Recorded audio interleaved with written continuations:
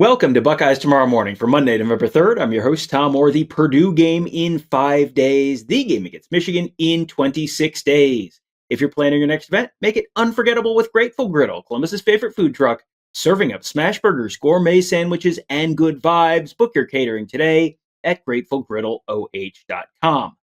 Today, getting a little bit of a breaking news episode. I had a whole other episode completely laid out, ready to go. You'll get that tomorrow. Maybe it'll be a bonus show. We'll see how it goes. But there is breaking news, and breaking news comes in twos in this case. Good news for the Buckeyes as they land not one, but two commitments from in-state offensive linemen. I'm joined by Tony Gerdeman of BuckeyeHuddle.com. Tony, these are two guys who were on campus on Saturday, and I guess the win over, not Purdue, goodness gracious, who did they play? Penn State. The win over Penn State obviously helped seal the deal.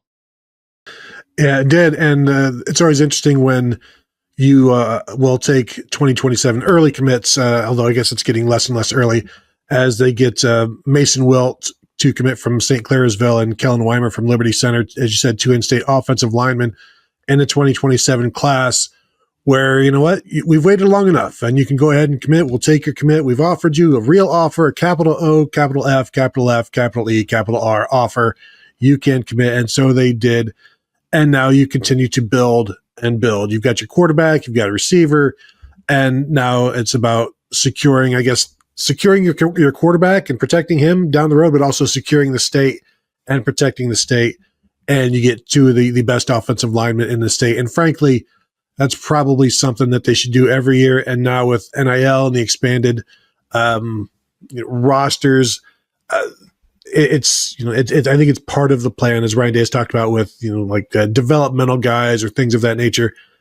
I don't think it's crazy to just go in and try to lock up as many of the best offensive linemen in your state as you can. Well, I think that makes a heck of a lot of sense right now for a bunch of reasons. One is I think we've all seen what a really, really top level offensive lineman will command in NIL, and even if you have a great relationship for multiple years, sometimes someone can swoop in and the big bag with the dollar sign can win out. And, that's not the only reason guys are signing with places, but it is a position where there's a lot of need. It's also a position where guys aren't necessarily getting on the field right away. I mean, you talked about taking developmental players.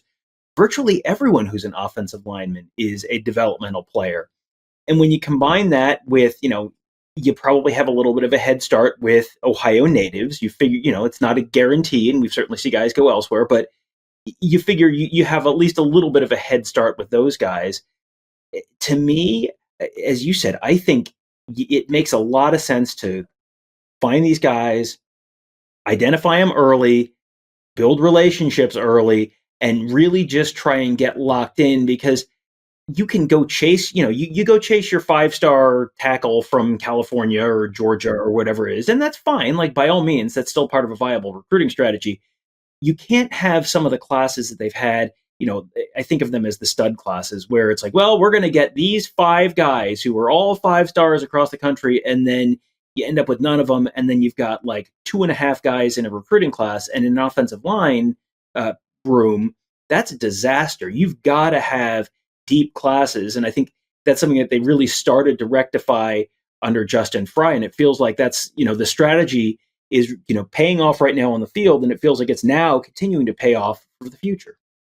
Yeah, and with the understanding, the players themselves have the understanding that it's going to take time, and that bakes in and breeds in the patience that you need.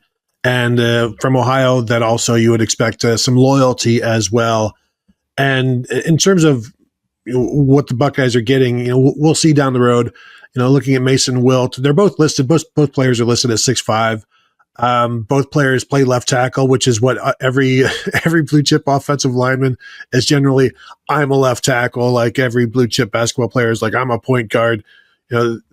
You play left tackle in high school, and then you get to Ohio State and you figure out where you're going to be. And for me, when I look at Mason Wilt, I see probably a guard. I think Kellen Wymer from Liberty Center, and I'm shocked I'm going to say this, Tom, because just to take you behind the curtain here, he plays at Liberty Center. Arch nemesis of my high school, Patrick Henry, And so I didn't have anything good I was going to say about him. I was going to tear him down. And then, you watch a little bit of a huddle of his highlights, and you see a guy who's pretty quick, especially the first clips, the first highlights I watched were against Patrick Henry. And, fine. He did fine. He's mauling some people and showing some really good mobility. And frankly, to be able to handle people from Patrick Henry, Tom, it's like, one, he can block people who love their hamburger helper, know what to do with, know how best to serve pretzels, all of these things that you think about when, you're looking for an offensive lineman. And so he can move pretty well, really well for a guy who's 6'5", still growing in terms of, getting bigger. I think he's like 265, 270, kind of looks like it, and is mobile. So I could see him being a tackle. The only question I have is it's just, we're talking small school football. And so again, that takes some time. I think the last guy from the area to come to Ohio State was Gavin Cupp, offensive lineman. And it takes a little bit of time for some of the small school guys, but that doesn't mean they're not going to get it done. But two guys in state, get locked up, get them in and get them ready, and just get them into this culture as much as you can. So then they can go out and also recruit fellow linemen and start building that camaraderie that every offensive line needs. And so this right now leaves the Buckeyes with 5 commits for the 2027 class. Both of these guys are 2027 offensive linemen. Jameer Brown out of Dayton. He is right now, he's not technically a 5-star, but he is ranked as one of the top 10-ish players in the nation. Brady Edmonds, the quarterback out of California. Angelo Smith, the safety out of Florida, the younger brother of Jeremiah Smith. And now these 2 offensive linemen. This feels like the solid foundation. Ryan Day talks about building the foundation every day in terms of practice. And they did the thing with the brick by brick. And that's been a thing that they've kind of made a little bit of a mantra for them. This feels like a brick by brick thing where I think people may look at this and go, a couple 3-star offensive linemen. These are the building blocks that, by the time the class is done, you got a long way to go till signing day 2027. But these are the building blocks where you get these guys locked in. As you said, they can help build the class. But also, then if they're in-state guys and, they're excited to be Ohio State players, those are not guys that you probably have to worry about Miami swooping in with a big bag with a dollar sign on it at the last minute or whatever.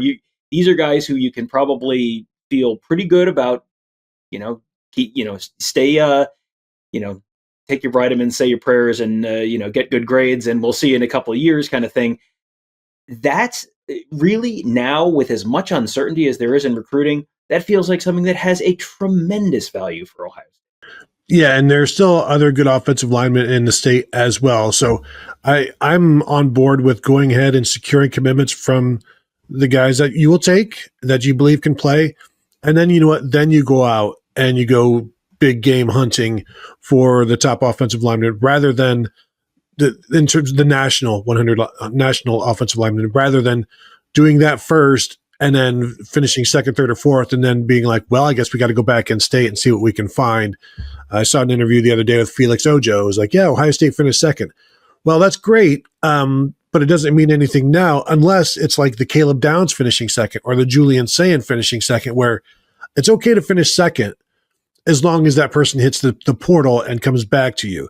But the portal is also, it's a market as well. So like, finishing second is fine, and maybe you can turn it into something, but you can't make a living off of finishing second.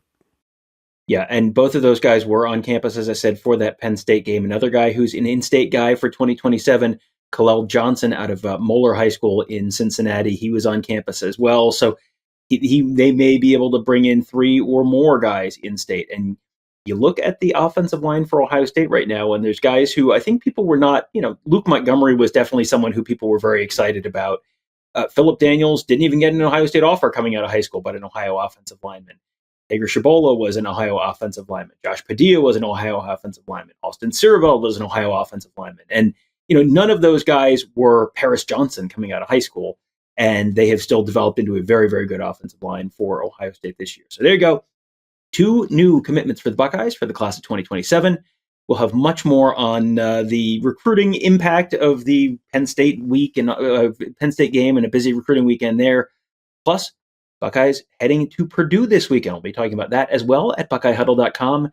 And of course, you can find us at YouTube.com/BuckeyeHuddle. A new episode of Michigan Monday coming out for you as they're talking about Michigan and their game against Purdue. And then we'll have plenty more coming up this week as the Buckeyes get ready to take on the Boilermakers themselves. So that'll do it for today. Thank you guys all for joining us. Have a great day.